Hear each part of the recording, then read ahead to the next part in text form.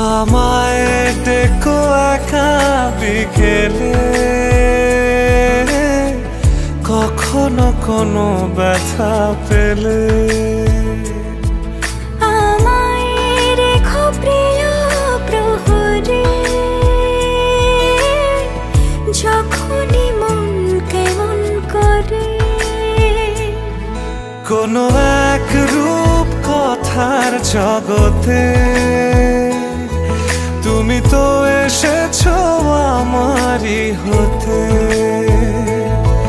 কোনো এক রূপ কথার জগতে তুমি চির সাথী আমার জীবনে।